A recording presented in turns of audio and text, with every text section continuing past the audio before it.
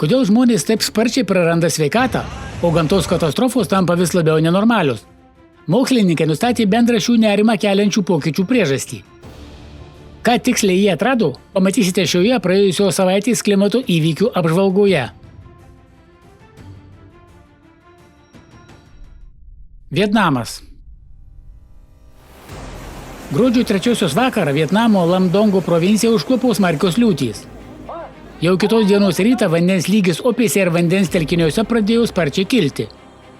Kamly upėje jis viršijo istorinį 2019 metų maksimumą. Saugumo sumetimais vandens saugyklose buvo skubiai atverti šliuzai.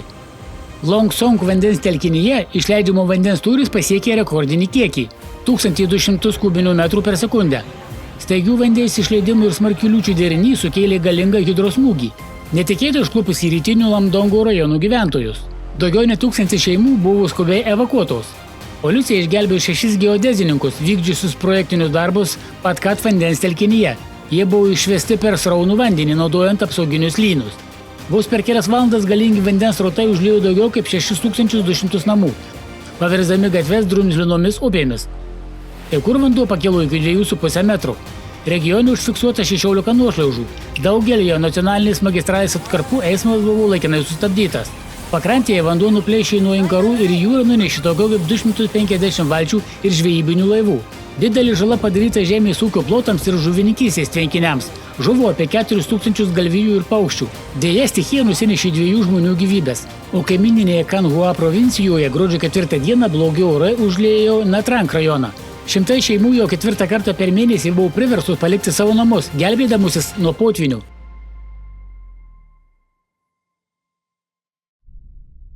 Turkija.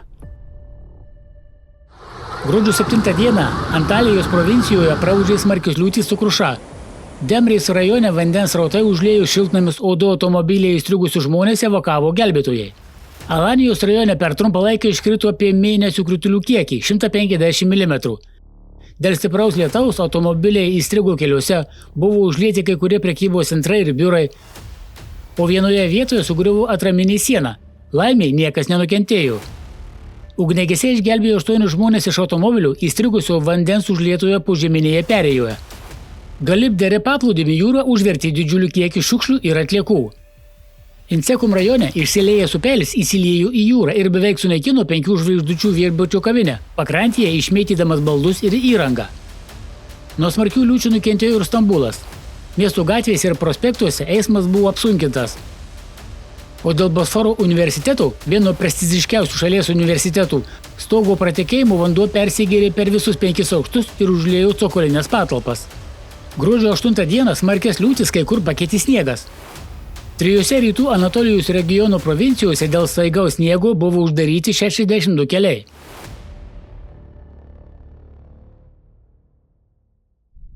Rusija.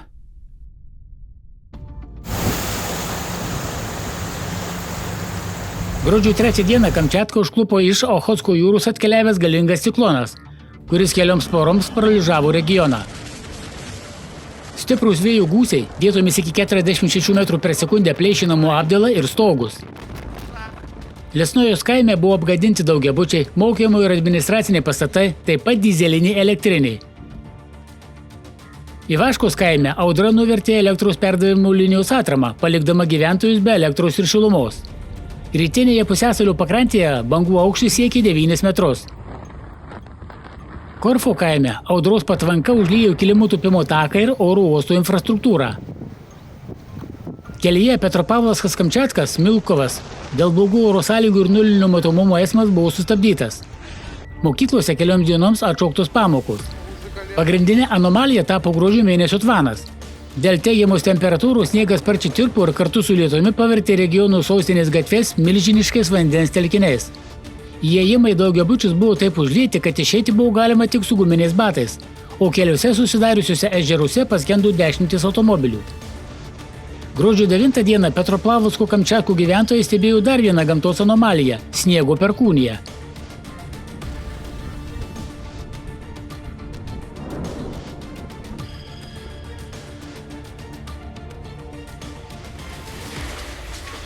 Seisminis aktyvumas. Gruodžio 6 dieną po Habardos ledynų Kanados teritorijoje įvyko 7 balų žemės drebėjimas.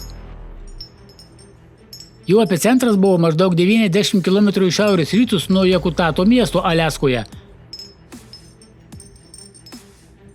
Židinys buvo vos 10 km gylyje. Drebėjimo aidai buvo juntami 100 km spinduliu.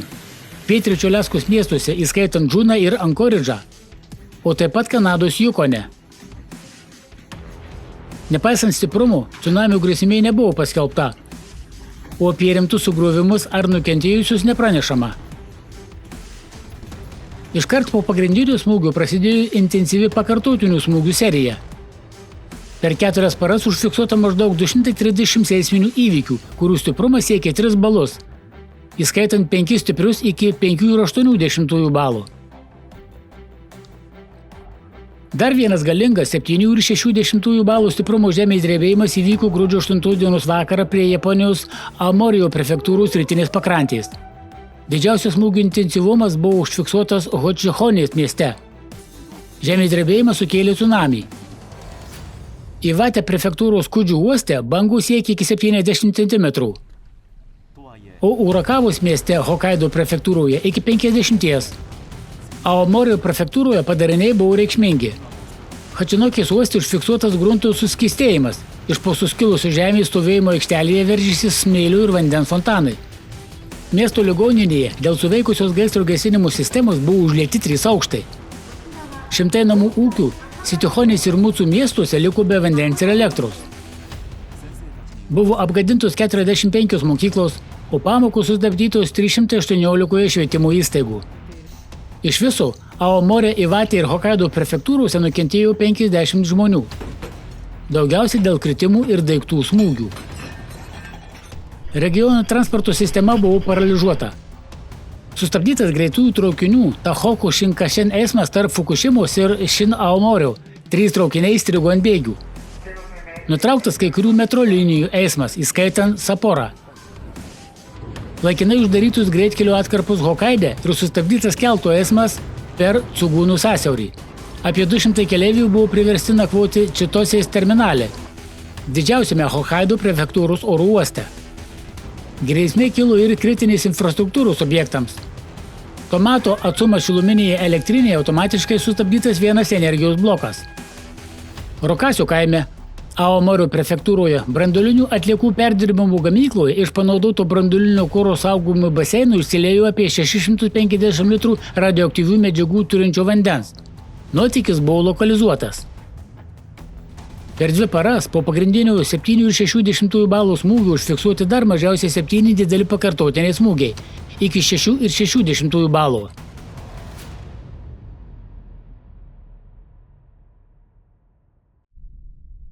Italija. Nuo gruodžio 3 dienos pietų Italija atsidūrė smarkių liūčių gniaužtuose. Apulijos, Bazilikatos ir Kalabrijos regionuose paskelbtas oranžinis oro pavojus. Didžiausią žalą patyrė Kalabrijos uostamiestis Crotone. Per 2 valandas čia iškrito 100 mm lietaus, o tai viršijo mėnesio kritulių normą. Tai sukėlė katastrofiškus potvynius. Ugniagesiai ir gelbėjimo tarnybos visą naktį evakavo žmonės iš užlietų automobilių. Apulijos sostinėje Bardėje stiprus lietus ir vėjas sugriovė architektūrinę instaliaciją. Atkūrusią senovinės bazilikos, kadaise stovėjusio šioje vietoje formą ir saugojusią miestų pirmųjų gyvenviečių atminimą.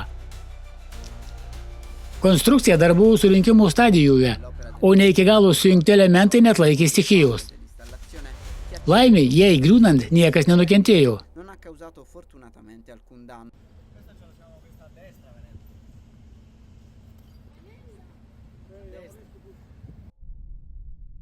Irakas. Gruodžio pradžioje Irako šiaurė atsidūrė itin galingos audros epicentre. Gruodžio 9 naktį smarkios liūtys užklupo Čemčemalo rajoną ir gretimas teritorijas Suleimanijos provincijoje. Per 24 valandas čia iškrito stulbinantis kritulių kiekis 81,2 mm, kuris perkrūvė vietinę drenažo infrastruktūrą. Namai ir parduotuvės buvo apsemti, gatvės virto srauniais upeliais, o pagrindinis kelias jungiantis Suleimaniją su Čemčemalu tapo nepravažiuojamas. 10 automobilių buvo nuplauti vandens. Laikinai nutrūko elektros ir interneto tiekimas. Gelbėjimo tarnybos dirbo visą parą.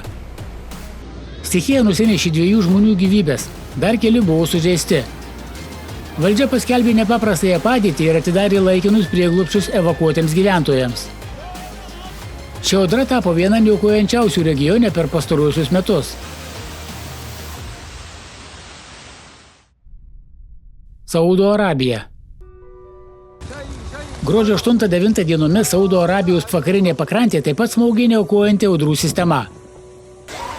Jie atnešė stiprias perkūnijas, gūsingą vėją ir staigius potvynius. Labiausiai nukentėjo Mekos ir Medinos apygardos. Džidos mieste per 5 valandas iškrito rekordinis kritulių kiekis iki 135 mm. O tai daugiau nei 11 kartų viršija vidutinę gruodžio normą ir beveik prilygsta 2 metų krituliams. Dėl pablogėjusio oro sąlygo buvo sustabdytos pamokos mokyklose. Medinoje taip pat įvyko užtvindimai. Apgadinta infrastruktūra, sutrikdytas eismas ir atšaukti svarbus renginiai. Civilinės gynybos komandos išgelbėjo 5 žmonės po to, kai jų automobilį nunešė vandens srautas. Šios ekstremalios oro sąlygos kilo dėl šaltų orų masių susidūrimo su karštu dykumos oru. Tai, kas dar visai neseniai buvo laikoma itin reta atmosferos reiškinių kombinacija, o dabar tampa nauja, bauginančia norma.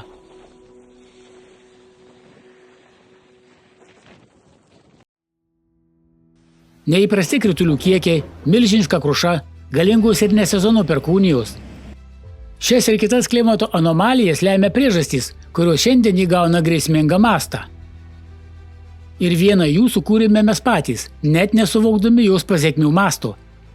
Kalbama apie mikro ir nanoplastiką, smulkiausias daleles, daug plonesnes už žmogaus plauką ir dažnai nematomas plika akimi.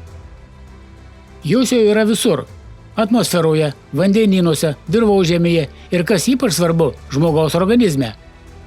Norint suprasti rizikas, su kuriomis šiandien susidurime, būtina suvokti, kaip elgiasi mikroplastikas, nuo molekulinių sąveikų iki poveikių ištisoms ekosistemoms.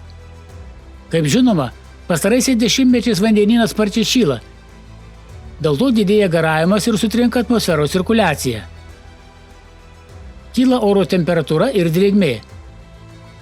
Tuo pat metu elektrostatinį krūvį turinčios nanoplastiko dalelės veikia kaip itin efektyvūs kondensacijos branduoliai. Tai reiškia, kad vandens lašeliai gali užšalti žemesnėme aukštyje ir esant aukštesnei temperatūrai, nuo 4 iki 10 laipsnių virš normos. Toks poslinkis spartina debesų formavimas ir sudaro sąlygas ekstremaliems reiškiniams. Stambiai krušai, galingoms liūtims, neįprastoms žaibų audroms ir hidrologinio ciklo sutrikimams. Šiandien mes pasiekėme kritinį tašką, kai neįmanoma spręsti klimato krizės, kartu nesprendžiant plastiko taršos problemos. Šie procesai yra tarpusavyje susiję ir vienas kitą stiprina. Be to, mikroplastikas veikia ne tik atmosferą. Nauji duomenys rodo, kad jis gilina geodinaminę krizę, trikdydamas natūralų planetos gelmių šilumos išsklaidymo mechanizmą. Mokslas aiškiai ir nedviprasmiškai parodė, koks pražūtingas yra mikro ir nanoplastiko poveikis. Jis ardo ląsteles, organus ir sistemas. Ir tai liečia ne tik klimatą, bet ir žmogaus sveikatą. Mes turime vieną planetą, deja užterštą plastiku. Ir mums nėra kur iš jos pabėgti. Todėl sprendimų atidėlioti negalima, nes kalbama apie mūsų išlikimą. Tai jau nebėra mokslinė problema. Mokslas parodė viską, ką turėjo parodyti. Mes galime atlikti dar daugybę tyrimų ir mokslo bendruomenė daro viską, ką gali. Tačiau kol plačioji bendruomenė neišgirs šių pavojų signalų, niekas nepasikeis. Tik veikdami kartu mes galime įveikti šį iššūkį ir išsaugoti tai, kas brangiausia – pačią gyvybę.